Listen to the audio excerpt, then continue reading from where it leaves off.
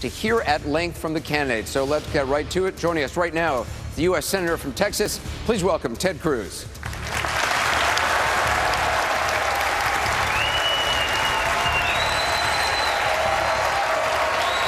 Hey, Senator, welcome. Nice to see you. Have a seat. Welcome. Thank you. Good to be with you. Congratulations on a big endorsement from the governor of the state, Scott Walker. Obviously a great thing for your campaign. We're going to hear a lot of questions tonight from the voters on a lot of issues. I want to just start by talking to you about a couple of issues of the day. As you know, you've talked about it a little bit today, Donald Trump's campaign manager, Corey Lewandowski, charged today with simple battery. If he was your campaign manager, would you ask him to resign? Of course.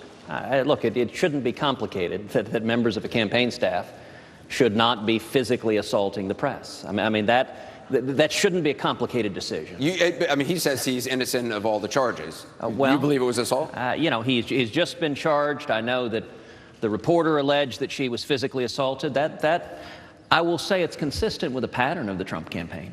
You think it says something about the campaign itself, about the leadership? The culture of the campaign has been a campaign built on attacks, on insults, and I think there is no place in politics for insults, for personal attacks, for going to the gutter, and there should be no place for physical violence either. I want to ask you about the path ahead for you. You need 85% of the remaining delegates to secure the nomination. Not impossible, but highly improbable. Will you admit tonight that a contested convention is your best bet to get the nomination? Not remotely, because most you think you can get 85%? Absolutely, and our path going forward is to get 1237.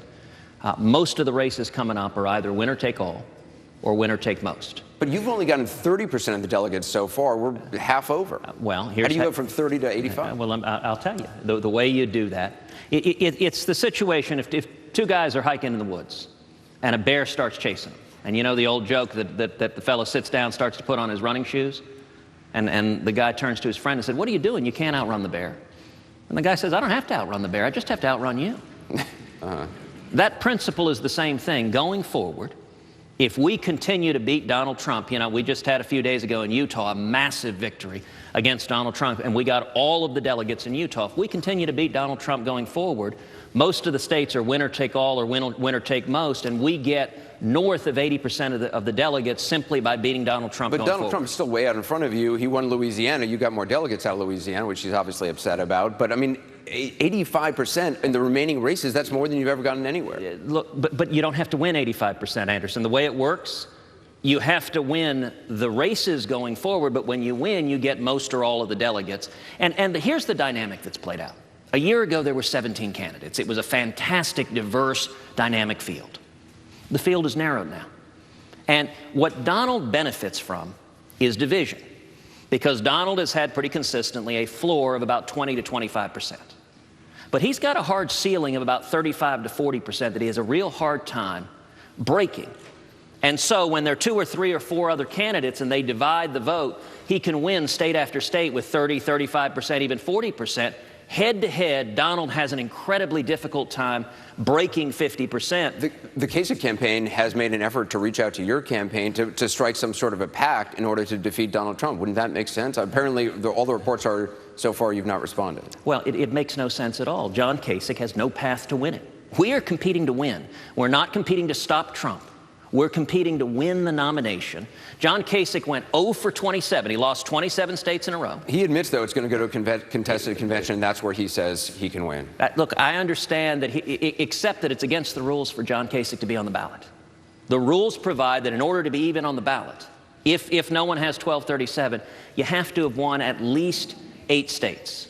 Now, there are only 2 candidates who are going to meet that threshold, Donald Trump and me. And so our preferred option is win 1,237 delegates before the convention. We are working hard to do that, and I'll mention Wisconsin's going to be critical in that. But the second option, which is entirely possible, we could get to a convention where nobody has 1,237 delegates, and we come in with a ton of delegates, Donald Trump comes in with a ton of delegates, and if that happens, then it becomes a battle for the delegates. But the only 2 names on the ballot are going to be Donald Trump and me. On the rules, those are the only 2 people that can be voted on. And I think in that situation, we're in a very strong position to earn the 1,237 votes from the delegates who were elected by the I people. want to talk about some policy here. In the wake of the horrible attacks that we saw in Brussels, you proposed securing our borders, crushing ISIS, stopping refugees, but you also suggested that law enforcement, quote, patrol and secure Muslim neighborhoods before they become radicalized. John Kasich said about that proposal, quote, so what we want to do is start policing Muslim neighborhoods, create more divisions, start policing neighborhoods here in La Crosse. This is just politics, trying to appeal to people's base instincts and fears. Is that what you're doing? Look, what I believe we should do is we need a commander-in-chief who's actually focused on keeping this country safe. You know, we saw... What does it mean, though, patrol and secure Muslim neighborhoods? How do you decide what neighborhoods you're going to, what Muslim neighborhoods? Let me answer your question. We had a terror attack in Brussels last week. It was a horrific attack. President Obama could barely be bothered to stop his baseball game with communist dictators to say anything about it. And when he did, he followed this bizarre pattern that he has followed for year after year after year, where he refuses to say the words radical Islamic terrorism.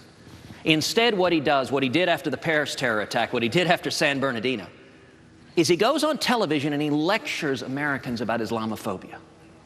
Enough is enough. How about a president that actually stands up and defends this country? We need a commander-in-chief. So what does that mean, patrol Muslim neighborhoods?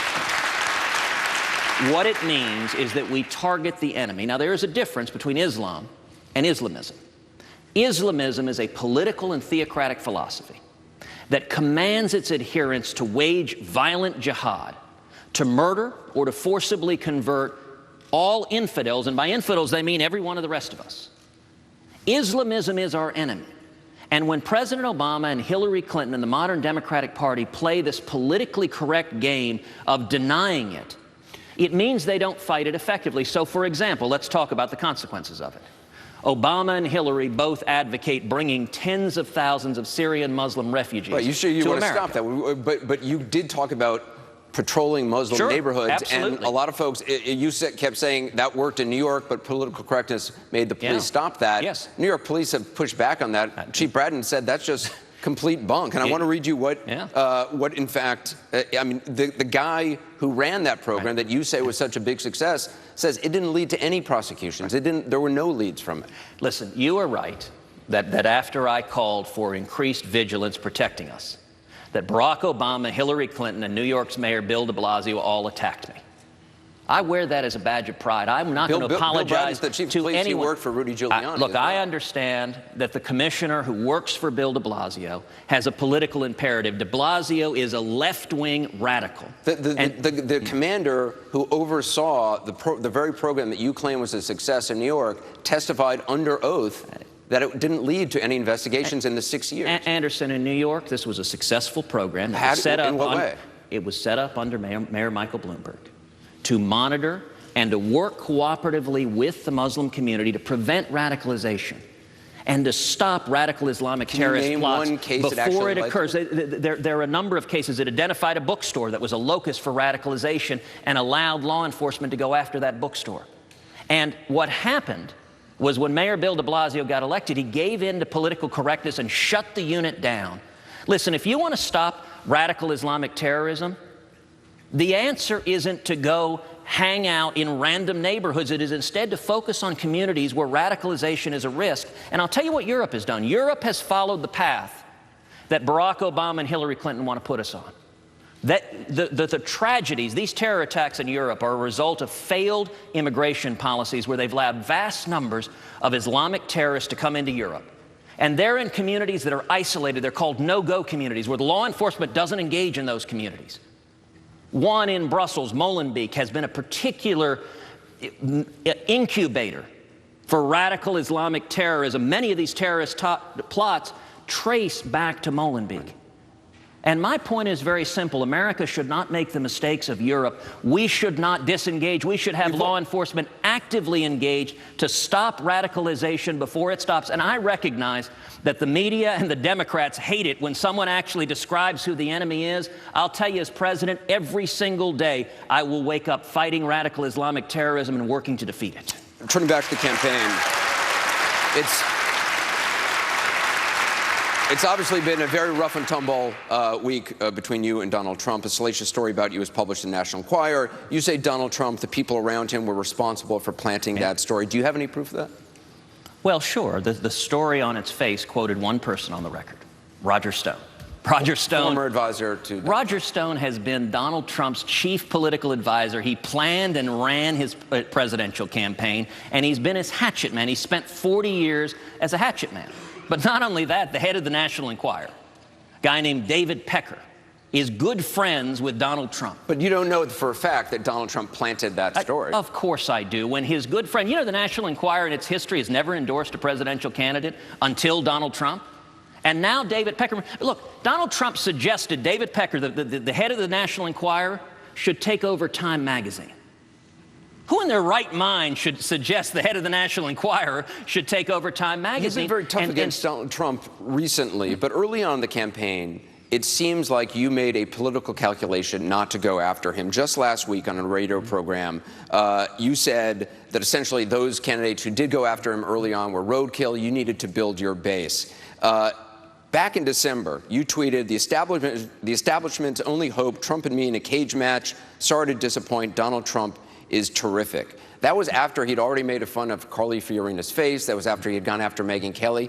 At that point in December, did you really believe Donald Trump was terrific? Look, what I knew is that the media was engaged in a love fest, giving Donald Trump $2 billion in free media. Sounds like you were engaged in a love fest, though. Let's be clear. How many hours of free media does CNN and Fox and every other station, you let him call in, and for a year, well, I got to say, $2 billion we've asked you for interviews pretty much every day, and you've declined every offer on my program. Well, so Anderson, I'm right here, and I'll point out I've been inviting Donald Trump for several days to come and make this a debate. He's coming later, and he's terrified to make it a debate because he doesn't want to actually stand and have his record challenged. But when you called him terrific back in December, did you really believe that, or was that political calculation? Well, let me make a point. There has been a distinction that I have followed throughout, which is that I keep the focus on issues and substance. So I'm happy to draw a distinction with Donald Trump on the issues, whether it is economic policy, that he doesn't have a policy to bring jobs back to America, whether it is national security, where he is advocating for a far too weak foreign policy that leaves us vulnerable. What I'm not interested in doing is what Donald's pattern has been, which is the personal attacks. It's going to the gutter. It's attacking family members. None of that has any place in politics. We ought to be discussing tax policy. We ought to be discussing national security. We ought to be discussing substance, Let's do that. not engage in Let's do that right now. Let's go to our first member of the audience.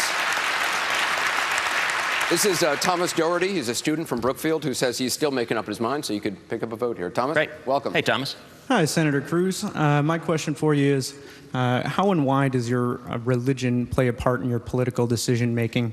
Don't you think it should be more of a moral belief and not something that could interfere with your decision-making when you're making decisions for all religions in the United States? Well, Thomas, thank you for that question. Listen, with me, as with many people in America, my faith is an integral part of who I am. I'm a Christian, and I'm not embarrassed to say that. I'm not going to hide that and treat it like it's something you can't admit publicly, and acknowledge it's an important part of who you are. But I also think that those in politics have an obligation not to wear their faith on their sleeve. There have been far too many politicians that run around behaving like they're holier than thou. And I'll tell you, my attitude as a voter, when some politician stands up and says, I'm running because God told me to vote to run, my reaction as a voter is great. When God tells me to vote for you, we'll be on the same page. And so, listen, I'm not asking you to vote for me because of my personal faith with Jesus Christ. I'm asking you to vote for me because I've spent a lifetime fighting to defend the Constitution and Bill of Rights, fighting to defend the American free enterprise system, and we need a leader who will stand up every day and protect the rights of everyone, whether they're Christians or Jews or Muslims or anyone else. The Bill of Rights protects all Americans. It protects atheists. That's the beauty of the Bill of Rights, is that we have the freedom to seek out God, to worship, and to live according to our faith and our conscience. And I think the Constitution and Bill of Rights is a unifying principle that can bring us together across faiths, across races, across ethnicity, and we need to come together behind the unifying principles that built America. Thank you for your question. I want you to meet This is Tim Matson. His son Jordan traveled to Syria in 2014, fought alongside Kurdish forces that were taking on ISIS. Tim says he is undecided. Tim, welcome. Senator, when Jordan left for Syria, I was furious with him. I couldn't understand how he could do this. But then I followed his steps on the internet, and I saw the mass murders and the beheadings, sometimes of young children, and I understood. Now, I know we can't be the police of the world, but there's lines that have been crossed that no civilized nation should ignore.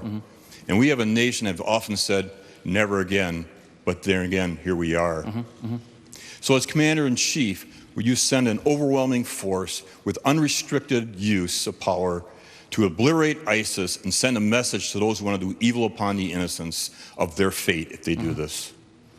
Well, Tim, thank you for that question, and thank you for your son's Jordan's serving, and thank you for his sacrifice. You know, the question of when to commit U.S. armed forces to combat is the most serious decision any president can make. And I believe the decision to use military force should be keyed to the vital national security interest of this country. Far too often we've seen in the last 7 years where President Obama has not focused on our national security interests. So, for example, we saw in Libya, Muammar Gaddafi, the dictator there, was a bad man. He had a horrible human rights record. He had been a state sponsor of terrorism. But Gaddafi in his latter years had actually shaped up his conduct pretty dramatically in response to U.S. strength, and had become an active participant working with America, stopping radical Islamic terrorists, tracking them down, apprehending them, handing them over to us. And what President Obama and Hillary Clinton did is they ended up joining with and leading many world forces in toppling Gaddafi, ultimately killing Gaddafi. And the consequence in Libya is that country was handed over to radical Islamic terrorists. It's become a war zone of battling warlords. The question, though, is about U.S. troops, though, U.S. forces on the ground to defeat ISIS. I understand, and I'm answering the question, Anderson. Thank you. That was an enormous mistake.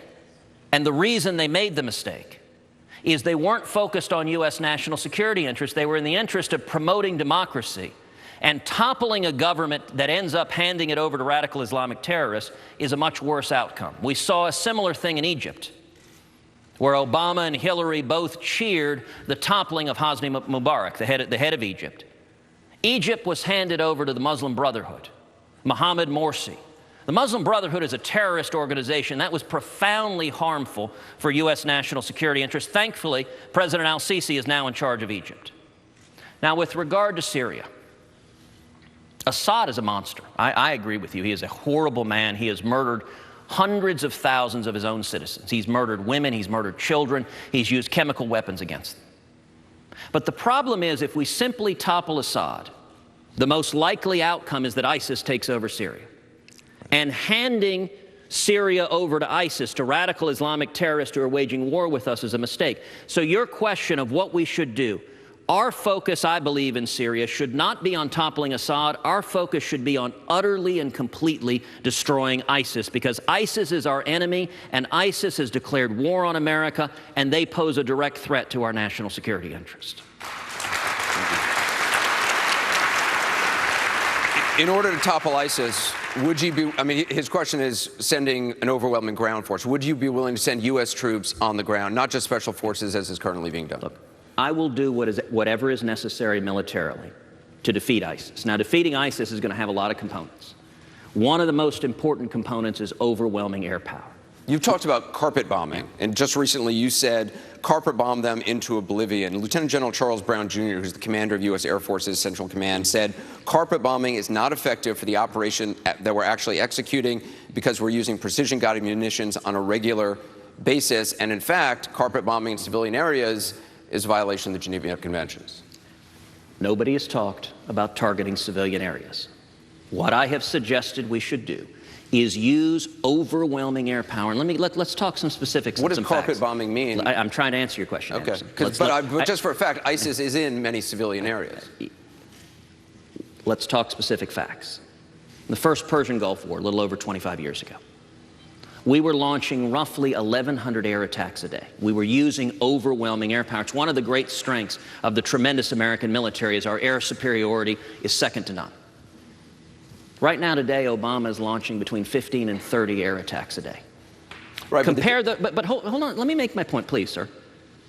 If you compare those two numbers, 1,100 air attacks a day, we did that for 37 days, and then our troops went in and in a day and a half mopped up what was left of the Iraqi army. 1,100 air attacks a day does crushing, debilitating damage. 15 to 30 a day is photo op foreign policy. But I've talked to commanders who actually did the air campaign who said, look, it's very easy when you're trying to take out, not easy, but it's one thing when you're trying to take out a government's military. You can bomb their military industrial complex, you can bomb factories, you can bomb their centers of command and control, you can bomb barracks. ISIS is a completely different kind of enemy. But you can use all of those tools, so you can take out their command and control headquarters, you can take out their communication, you can take out their means of transportation, ingress and egress. You can take out their oil fields. You can take out their oil refining capacity. You can take out their infrastructure. You can target their troops and their troop movements.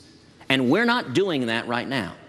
Overwhelming air power is the first step. Now, it's not the only step, but overwhelming air power is the first step. The next step is arming the Kurds. The Kurds, the Peshmerga, the fighting forces of the Kurds, are very, very effective fighters. They're longtime allies of America. They're fighting ISIS right now. ISIS is using U.S. military equipment that they seized in Iraq. The Kurds are using outmoded equipment, and the Obama administration refuses to arm them because of political reasons. That doesn't make sense. We ought to be arming the Kurds and let them kill ISIS. And then beyond that, the question of special forces and ground troops.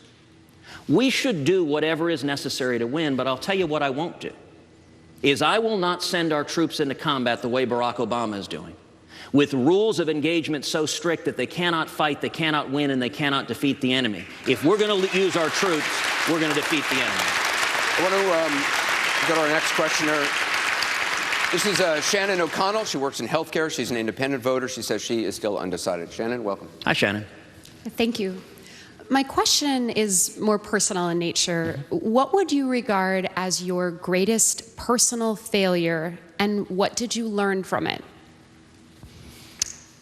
You know, those are always, whether in political campaign or a job interview, those are always tricky questions.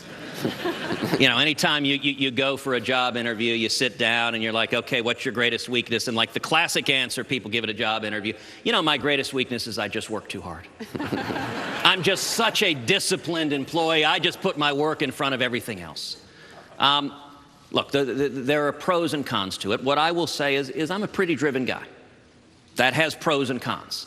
I have always been a very driven guy. I believe passionately in free market principles and the Constitution my whole life. I mean, when I was a teenager, I studied and memorized a short and mnemonic version of the Constitution and traveled around as part of a nonprofit organization in Houston speaking about the Constitution, speaking about free market principles. And you know, a lot of that, I think the reason that I'm so driven on this front has to do with my family background. You know, my father was imprisoned and tortured in Cuba. And when my dad came to America, he had nothing. And it really is, it's an amazing thing when you grow up in the house with someone who's fled oppression. Because I remember when I was a little kid, we'd be watching TV. And there was an urgency to politics. It wasn't, oh, that's interesting, a couple of candidates. It was having principled men and women in office is how you protect yourself from tyranny. Now, I'll confess, growing up in a Cuban-American household, you're raised where there are two parties, the Republicans and the Communists. And anyone who is Cuban-American will understand I'm not kidding really with that. Now, I was really saddened to see Barack Obama go and pal around with the Castros and pose under a Che Guevara picture. I mean, it drove that point home. But as a kid, that gives you an urgency. And so at times, listen, I'm hard charging. That means I've stepped on some toes. That means I've been focused very hard on fighting those fights. And maybe I should have pulled back some in some circumstances. So it is a strength and a weakness. But I will say this. I am someone who, what you see is what you get. You know what I'm going to do in office. It's what I've done every day. It's what I believe. It's what I've spent my life fighting for. And I think we're at a time where we need a president who we know what he will do, and we know that we can trust them to follow through on what they're saying. Thank you for your question. This is William Wake. He's got one of the toughest jobs I think there is. He's a middle school social studies teacher. He says he's leaning toward voting for you. William? Senator Cruz, Follow your instincts, Wake. Yeah, right. My students will often ask me, they'll say, have you seen or heard what the candidates are saying? And oftentimes it's not about substance, it's about what name we've been calling each other. So I guess my question is that a good example to set for our youth of America, and should we stay on substance instead of calling each other names? Yeah. Well, William, thank you for that question, and let me say thank you for the difference you make teaching kids and teaching in middle school. I mean, middle school is obviously just a really pivotal age. And I worry about that question. What lesson do our kids take watching this? You know, Heidi and I, our girls are 5 and 7, and they're watching presidential candidates insulting each other, yelling, cursing, attacking family members. I mean, it's gotten really ugly, and just when you don't think it can get any uglier, it gets uglier. I think that has no place in politics. And my view, I have no ability to control what another candidate does. But what I can control is my approach. I'll tell you the promise that I made to the people who joined our campaign from the beginning, to the supporters who were with us from the beginning. I said, listen, I can't promise we're going to win. I think we will. But I can promise you 2 things. One, we're going to work every day with a joyful spirit. We're going to work every day and put everything we have into this campaign. And number 2, we're going to do so with integrity. We're not going to go into the gutter. We're not going to attack people personally. We're not going to malign their character. We're going to focus on issues and substance. So in the course of the campaign, there have been a bunch of candidates engaging in personal insults. I've worked very, very hard to stay out of that and say, I'm not going into the gutter. If you attack me personally, I'm not going to respond in kind. Now, if you want to talk about your tax plan, I'll compare my tax plan to your tax plan. That should be the bread and butter of politics. And it is my hope that at the end of the day, that is the approach that prevails. I think it's what the people of Wisconsin want. I think it's what the people of America want. Over here we have Jason Vorpal. He's a dairy farmer from Random Lake, Wisconsin. He says he's voting for you, Senator Cruz. Jason. Thank you, Jason. I am a dairy farmer here in Wisconsin, and dairy farming in my family goes back to the 1800s when my great-great-grandparents started farming with 6 cows. Today we have 2,800 cows, wow. And it's a 24-hour operation. We offer a competitive wage and offer full benefits to all our employees. Most farms in the dairy industry cannot find American-born workers to milk the cows and take care of them. The only ones willing to do this hard work are Latino immigrants who, if we didn't have them for 8 hours, there would be a crisis across the country in our industry. What is the short-term solution to keep our current labor force intact, and what is the long-term solution moving forward? Right. Well, thank you for sharing your experience as a dairy farmer. And you know, there are farmers across this country who are really hurting. And farmers are hurting from a lot of things. They're hurting from a federal government whose policies have been making it harder and harder for farmers to survive. They're hurting from an EPA who is imposing massive burdens on farms. For example, the Waters of the United States rule, where the EPA is trying to define a puddle or a drainage ditch on your farm to be navigable waters and thus subject to massive environmental regulations. And I think we need a president, we need an administration that takes the burdens off farmers so that it is easier to do your job, which is incredibly important. Now, when it comes to labor, I understand the need to have labor and that it can be hard to have agricultural labor. You know, I'll tell you, though, one of the consequences of our immigration system right now, when we've got 12 million people who are here illegally, that has an effect of driving down wages for Americans across this country. There was a very interesting article, it was about, a month, maybe 6 weeks ago, in the Wall Street Journal. It was focusing on Arizona. You'll recall several years ago, Arizona put in place really tough laws on illegal immigration. And they were criticized loudly for putting those laws in place. And it was interesting, this Wall Street Journal article, because it talked about what happened in the wake of that law, which is a great many of the illegal immigrants left. They left the state and went elsewhere. And it actually quoted a farmer, and that's the reason I'm bringing up this example. It quoted a farmer, a fellow in Arizona, who was growing peppers. And he complained, he said, listen, all the people that we had picking peppers, they left. And he said, I didn't know what to do. I didn't know that we were going to be able to pick our peppers. And what it described that he did is he actually went and invented a new tool to help pick the peppers. And then he went down to the local community college and he ended up hiring Americans coming out of the community college. He had to pay them more. He paid them about $15 an hour. But he continues picking his peppers, except he's doing so in a situation where what has happened in Arizona, the public expenditures have plummeted. Arizona is spending hundreds of millions of dollars less on prisons, on education, on hospitals for those here illegally. That means that's hundreds of millions of dollars available to take care of U.S. citizens.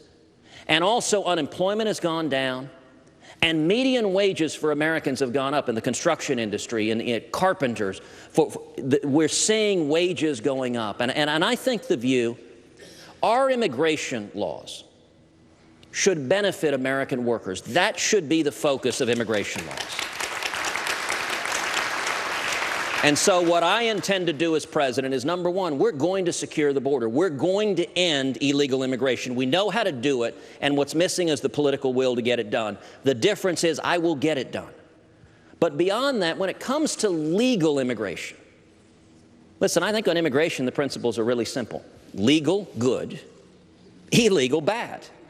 It's amazing how many folks in politics, how many folks in the media have trouble understanding that. I'm reminded, you guys remember former Congressman Sonny Bono from, Sonny and Cher? Years ago, Sonny Bono was asked, what's your view on illegal immigration? He said, well, it's illegal, isn't it? We're going to solve this problem by securing the border and ending illegal immigration. And once we do that, that's going to drive up wages for Americans across this country. And in the agricultural world, I think the first option should be trying to find American workers. Now, that may mean wages come up. It may mean that we have to use more tools. We've seen in Arizona that's happened. And beyond that, our legal immigration system, if there are needs in the labor force and American workers not available to do it, that's where legal immigration should come in, but it should be in a situation where you're vetting the people rather than just having people come in that we don't know who they are, we don't know their criminal history, we don't know their background. It should be through the legal system, targeted in a way that protects American workers. We're going to have more with Senator Cruz in just a moment. We're going to take a short break. Just also ahead tonight in Milwaukee, John Kasich and Donald Trump. But more with Ted Cruz coming up next.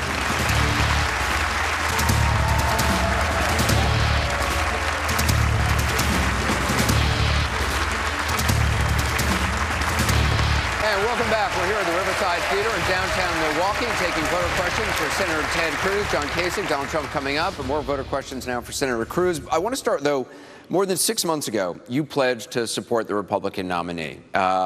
When things started getting rough with Donald Trump, you said you were going to stick with that pledge because you had given your word. I saw an interview with my colleague Sunland Sirfati, I think it was just yesterday. You said you're not in the habit of supporting people who attack your wife and attack your family. Do you still stand by the pledge to support whoever the nominee, even if it's Donald Trump?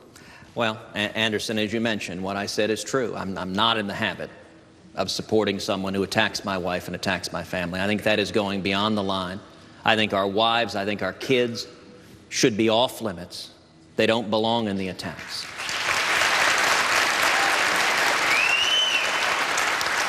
And listen, I'm not an easy person to tick off.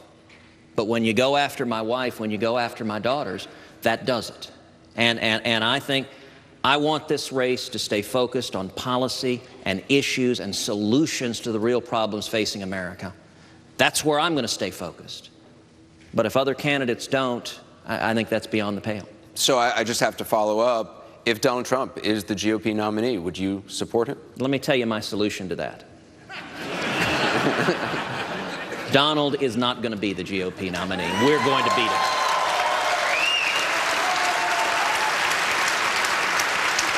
I would be remiss if I didn't follow up. That's my greatest failing. That was the question earlier for you. My greatest failing is sometimes I don't follow up, so not to give in to that. I mean, I got to ask. I will assume by you not saying you would support him that the answer is you would not support him if he's the nominee. I gave you my answer. Listen, I think nominating Donald Trump would be an absolute train wreck. I think it would hand the general election to Hillary Clinton. Poll after poll after poll shows Donald Trump losing 10, 11, 12 points or more. I don't want to see the White House given over to Hillary Clinton. I don't want to see us lose the Senate and the House, lose the Supreme Court for a generation, lose the Bill of Rights. I think nominating Donald Trump is a disaster. And so the answer to that is not to scream and yell and cry and attack him. The answer to that is to beat him at the ballot box. That's what we're working every day to do. It's what we're campaigning every day here in Wisconsin to do. This is Benjamin Miller. He's a student at the University of Wisconsin. He says he is also voting for you next week. Benjamin, welcome. Good Benjamin, evening, welcome. Senator. Both Paris and now Brussels have suffered blindside attacks by Islamic terrorists. Although I fear a terrorist attack on the United States, I have a greater fear of the government taking away my constitutional freedoms and privacy in the name of security. Yes. As president, how will you ensure that America is not blindly attacked while also maintaining the privacy of the American people? Well, Benjamin, thank you for that question, and it's a very important question. You know, there's some in politics who say it's an either-or choice. We can either protect America or protect our civil liberties. I don't accept that choice. I think it is possible to walk and chew gum at the same time. I think it is possible, and the difference is it's something the Obama administration is not very good at. They're not very good at distinguishing between bad guys and good guys. So over and over again, the Obama administration's solution, for example, when it comes to surveillance, was to monitor the phone calls or the emails of millions of law-abiding citizens. But because of their political correctness, because they won't focus on and identify radical Islamic terrorists, they don't actually target the bad guys. It's why it's so important. And, you know, it's interesting, Benjamin, people in the media, sometimes they ask, why does it matter whether Obama will say the words radical Islamic terrorism? It matters because if you don't identify the problem, you don't direct law enforcement and national security resources to stopping it. I'll give a specific example. My home state of Florida, Fort Hood. Nidal Hasan committed a horrific terrorist attack there. Now, the Obama administration knew before the attack that Nidal Hasan had communicated with Anwar al-Awlaki, a known radical Islamic cleric. They knew that Nidal Hasan had asked about the permissibility of waging jihad and murdering his fellow soldiers. And yet, for whatever reason, political correctness or what have you, they didn't do anything.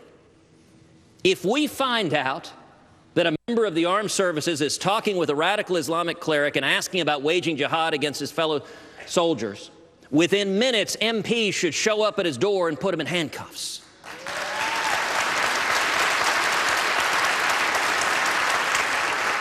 But they didn't do that. And Nidal Hasan murdered 14 innocent souls, including an unborn child, yelling Allahu Akbar. And then the Obama administration, in truly a stunning display of political correctness, defined that terrorist attack as workplace violence. We need to direct our resources at going after the Nidal Hassans, going after the radical Islamic terrorists, and we can do that at the same time as not infringing the privacy of law-abiding Americans, distinguishing between the bad guys and the good guys. That's what this administration hadn't been doing. Thank you for your question. This is Victoria Ostry. She's a small business owner from Brookfield. She says she is also voting for you next week. Victoria? Hi, Senator Cruz. Hi, Victoria. Women are more than 50% of the voting electorate. What have you done and what are you going to do to convince and persuade women to vote for you? Well, Victoria, thank you for that question, and you're absolutely right. You know, I will say one of the things I've really been blessed in my life is that I have grown up surrounded by strong women. My mom is someone who I admire immensely. My mom is Irish-Italian. She grew up in Wilmington, Delaware. She grew up in a working-class family. Her mom was the second youngest of 17 kids. And my mom became the first person in her family ever to go to college.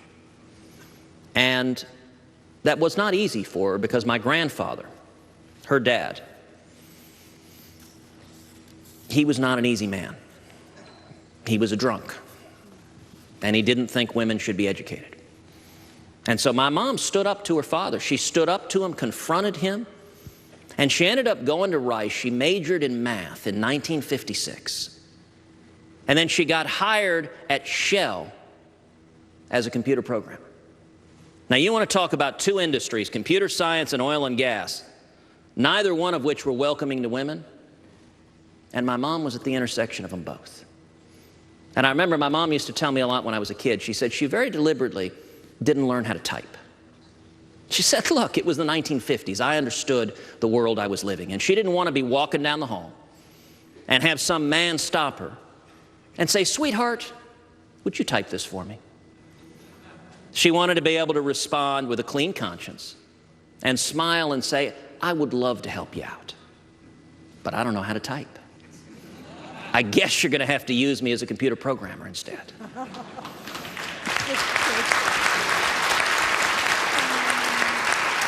And whether it's my mom, who was a pioneer computer programmer, she's 81 now, she's been a best friend to me my whole life, she's an amazing grandmother to our two little girls, whether it's my wife Heidi, who is the daughter of Christian missionaries. She lived in Africa as a kid several times. She's someone who has been an incredible businesswoman. She's strong. And listen, when you're married to a strong woman professional, you see the nonsense that women deal with in the business environment. You see the garbage they put up with, and it makes you mad. I've been blessed my whole life to be surrounded by strong women. I think women right now are particularly concerned about the direction of this country, are particularly concerned about what kind of future our kids are going to have, what kind of country we're given to the next generation. I think women, quite rightly, are very concerned about safety and security and a president that's not protecting us from terrorism. And I believe what protects women, you know, the Democrats love to put everyone in a little pigeonhole. And so this is a woman's issue, this is a Hispanic issue, this is an African-American issue. Listen, I believe every issue is a woman's issue. And the focus of my campaign is on three things. It's on jobs, freedom, and security, bringing back the opportunity, raising wages, bringing jobs back to America. I think that is resonating powerfully with women, and fighting to protect the Bill of Rights and equal opportunity for women and men and everyone. And I'll tell you, there's no one I fight harder for than our two little girls, Caroline and Catherine, who are the loves of my life and who can do anything. And I want to make sure they have a world they can live in where they have the opportunity to do anything. Senator, thank you very much. I'm going to try to get time for two more questions. I want you to meet Marv Simkowski. He's from Stevens Point. He says at this point he's undecided. Marv, welcome. Thank you both. My son Jason was a former Marine who was killed by overprescription of medication while he was an inpatient at the VA facility in Tomah, Wisconsin. Every day you see stories in the news about people all over Wisconsin, people from rural areas, big cities, and small towns who are addicted to opioids and heroin. Yeah. There is bipartisan legislation in front of Congress right now named after my son, which would in part require stronger opiate prescribing guidelines for VA providers. Yeah. Will you support this bipartisan legislation?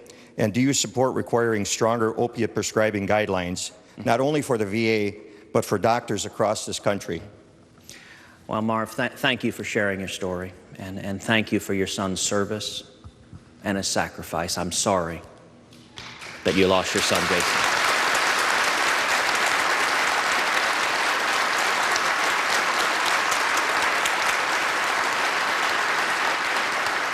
And this is a tragedy we're seeing across the country.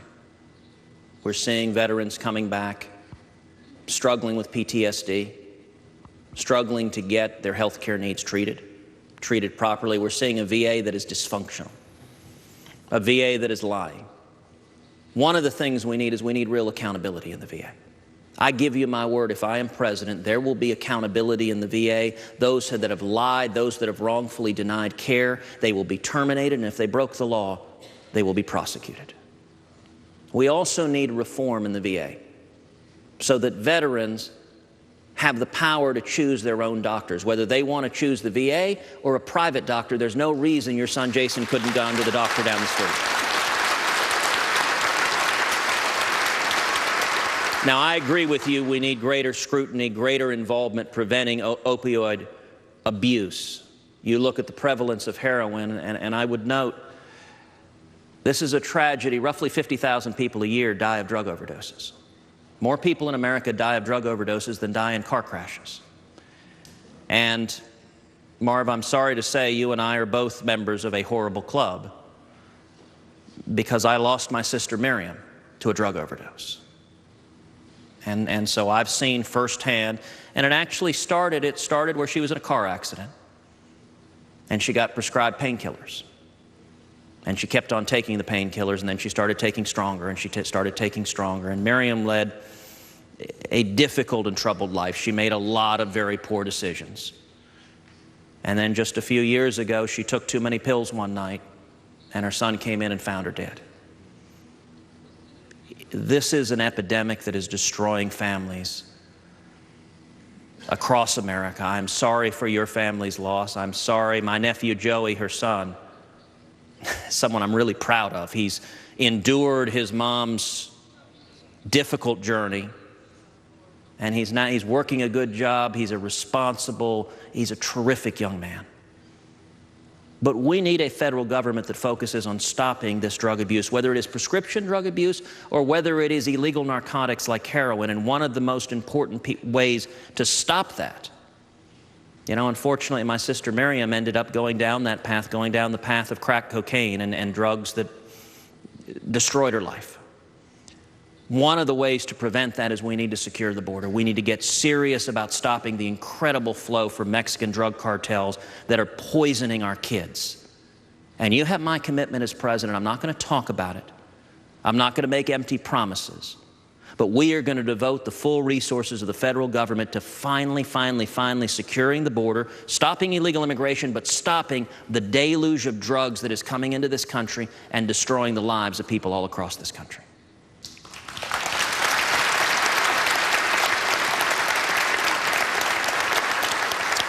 This is Tim Omer. He says he is leaning in your favor. Tim, welcome. Hey, Tim. Welcome to Wisconsin Senator. Thank you. As a growing company, our biggest challenge is finding talented and qualified people to fill all the positions that we have open in our company.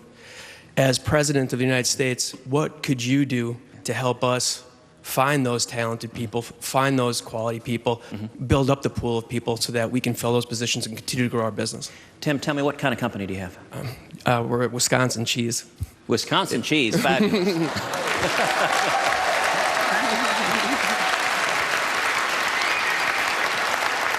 I will confess something, and as my wife Heidi is my witness, my favorite food in all the world is cheese. And I am not saying that to pander in Wisconsin, but if you wouldn't point it out here, where would you put it out?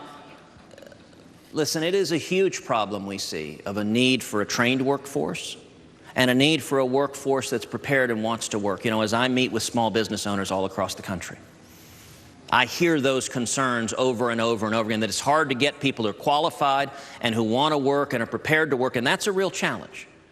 And, the key to jobs and job creation is small businesses, is doing what you do. How many employees do you guys have? About 300. About 300. I mean, that's where job creation comes from. It comes from small businesses. 2/3 of all new jobs come from small businesses. Now, in terms of getting new and able worker, we need to do several things. Number one, we need to reform education. The step to having well-trained workers is having a strong education program. And if you look at education right now, number one, I think the federal government needs to get the heck out of it.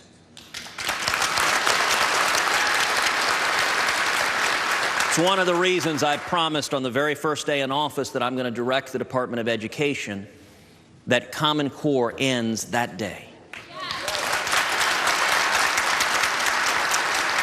And I think what we ought to be doing is abolishing the federal Department of Education and block granting that money to send it back to Wisconsin. I think the people of Wisconsin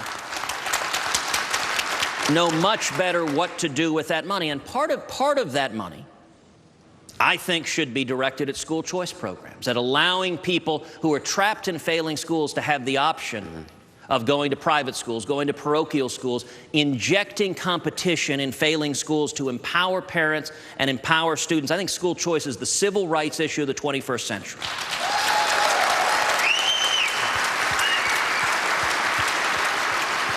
And part of that money as well in Wisconsin ought to be directed to vocational training, ought to be directed to different non-traditional ways where people can earn skills, whether it's distance learning, whether it is using the internet, using options where your only option isn't spending $50,000 a year at a four-year college, but expanding the options for people to get education.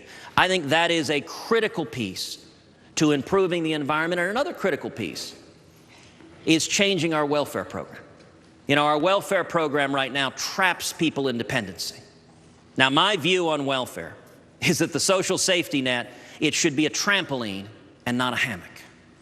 That the whole purpose of the social safety net should be to get you back on your feet. Everyone falls on hard times. But you're not helping someone, trapping them in dependency. And I'll tell you, I visited with a fellow who owns a cookie factory. I'll tell you, between cookies and cheese, you really have a great party right there. But he owns a cookie factory, and he talked to me about where in the 1990s, when Congress passed welfare reform, when Congress put in place a strong work requirement for welfare. And you'll recall the liberals in the media were saying, you're going to throw people out on the street, people are going to be starving, it's going to be terrible. It's one of the most successful public policy reforms we've ever seen. Millions of people left welfare and got jobs. This fellow who owns the cookie factory described to me how suddenly they had people lining up to work, because they weren't getting paid in perpetuity to stay at home and watch Gilligan's Islands. They had to go get a job. And you know what? If you help someone get a job, ultimately that is giving them the dignity of work. I believe every American wants to have that dignity to provide for their families. We got to wrap it up. I want to thank Senator Cruz very much for being with us. Thank you, Senator. When we come back, Donald Trump, as our town hall continues here in downtown Milwaukee. Thank you.